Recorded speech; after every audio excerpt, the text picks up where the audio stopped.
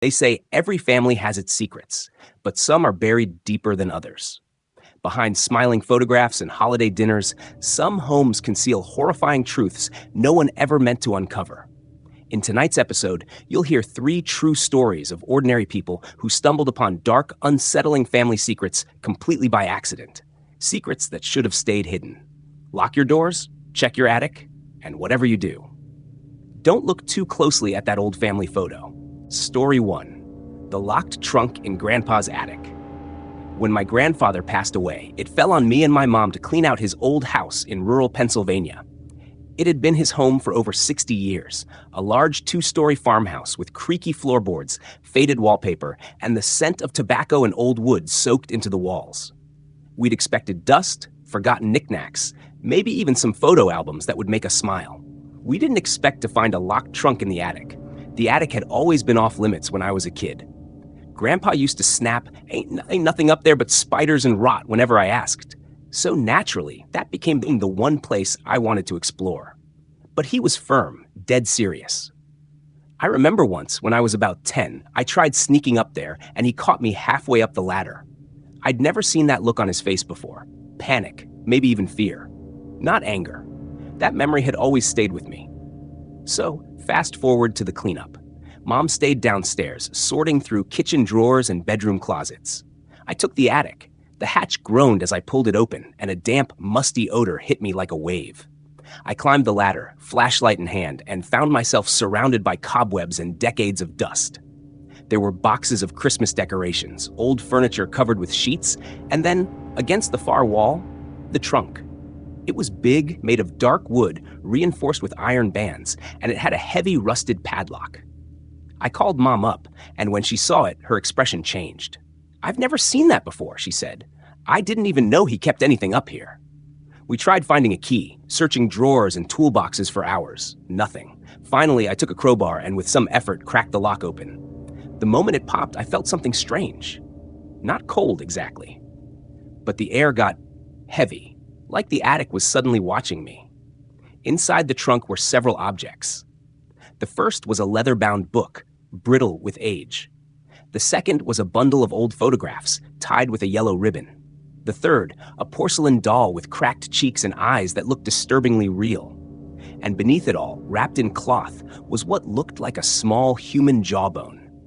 I remember the moment I touched the cloth, my hand jerked back like it was burned. Mom stared at the items, especially the doll, her face pale. "That's not right," she muttered. We opened the book first. It wasn't a journal, it was more like a ledger. Names, dates, and odd symbols filled the pages. The earliest entry dated back to 1924. Some names were crossed out in red ink. Others had strange markings beside them. Sigils, maybe? Or runes. "Clara Hanley, July 1932, taken," one entry read. "What the hell is this?" I asked. Mom didn't answer. She was flipping through the photos. They were black and white, many of them blurry, but a few were clear, too clear. Children, mostly, girls, standing in front of that very farmhouse. Some smiling, some looking away. One of the photos showed a girl with a ribbon in her hair, and I swear she was holding the same porcelain doll that lay in the trunk.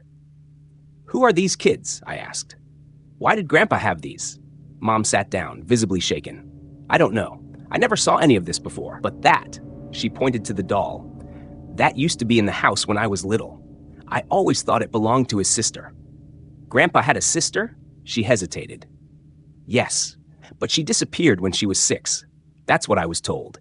Just disappeared one day. The family never talked about it."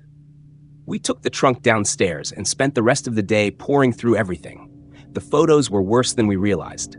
Some showed what looked like crude rituals, candles in a circle, chalk markings on the floor, and that same doll always in the frame. The ledger's later entries became even more disturbing. One read, "Anna M., 1971, came back, but wrong. Returned her." Returned her to what? We called the police eventually. They took everything, the trunk, the bone, the photographs.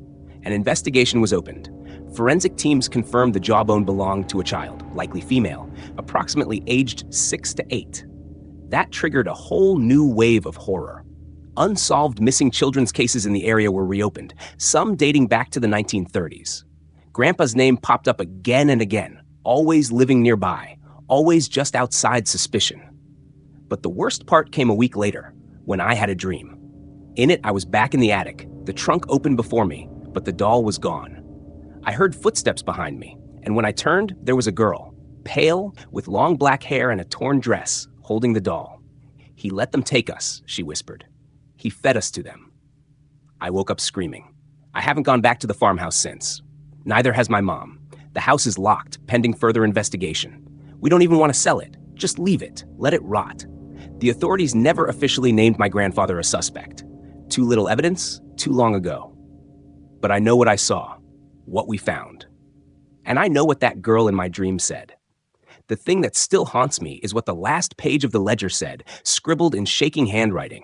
They whisper now, from the attic. They want more, but I'm too old. Let the bloodline continue. And beneath that, my name, Story 2, Mom's Sunday phone calls. It started 2 weeks after Mom passed away.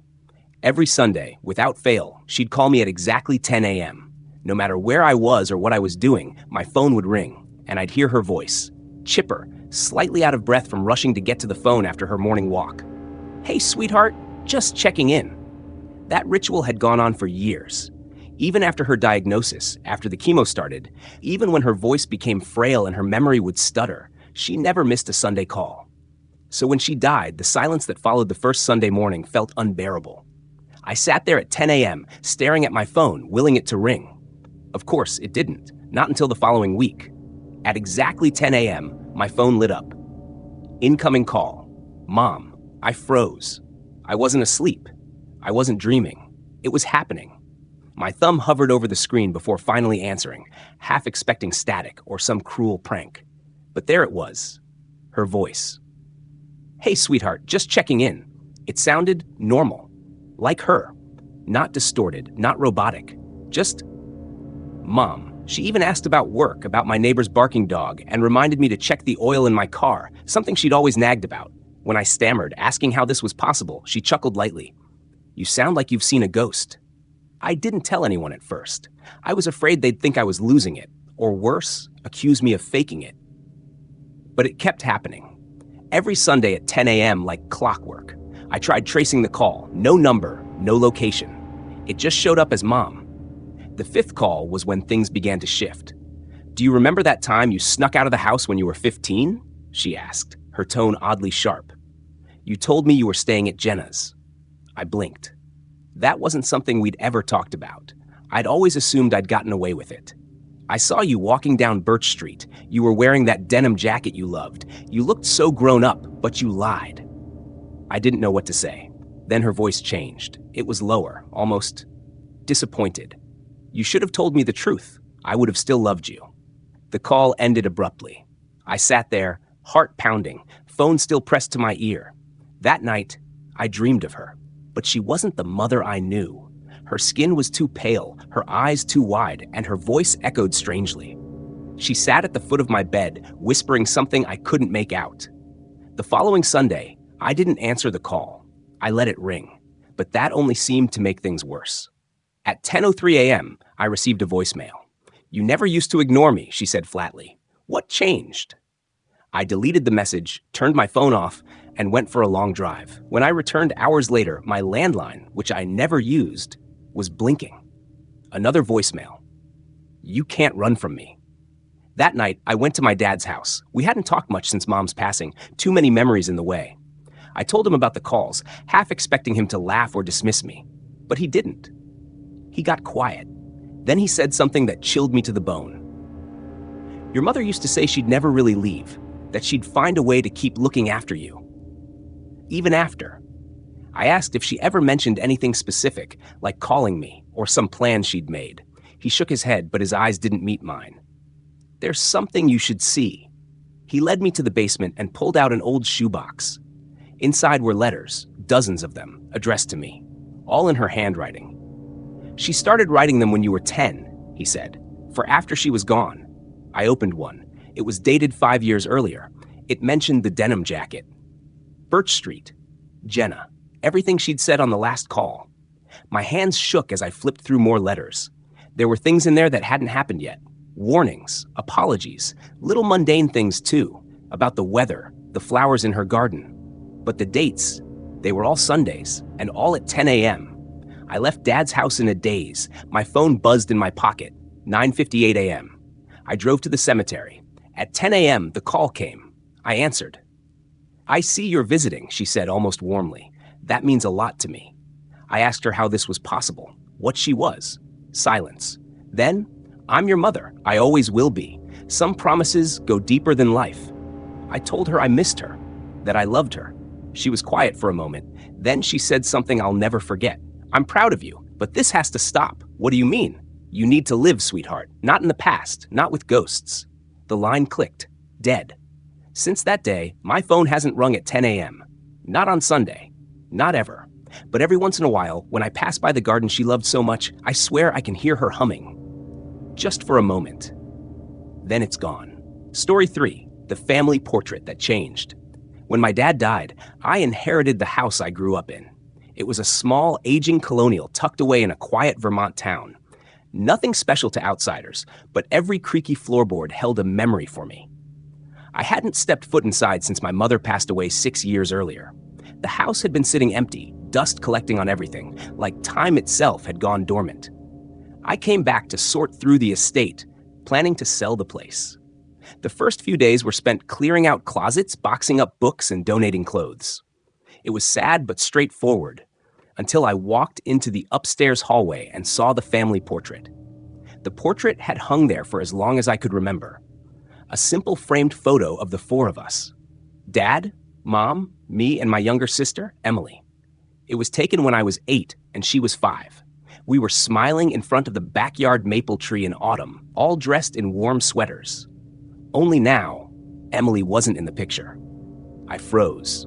At first, I thought maybe the frame had gotten switched with another photo, but no, this was the same frame, the same setting, the same outfits. Only 3 of us stood in front of that tree.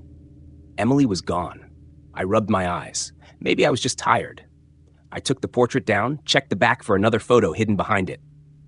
Nothing. I even called my cousin Jamie, who'd been there the day the photo was taken. She remembered the photo, remembered Emily being there. But when I texted her a picture of the frame, she went silent for nearly a minute before replying, "That's not right." That night, I pulled out the old family photo albums. Every picture that should have included Emily either had her blurred beyond recognition or missing entirely. In a Halloween photo, the space where her pumpkin costume should have been was just an empty corner. At her 6th birthday party, there were balloons, cake, and guests, but no Emily. I started to panic. I called my aunt in a desperate attempt for reassurance. She remembered Emily vividly. She babysat her, gave her dolls every Christmas.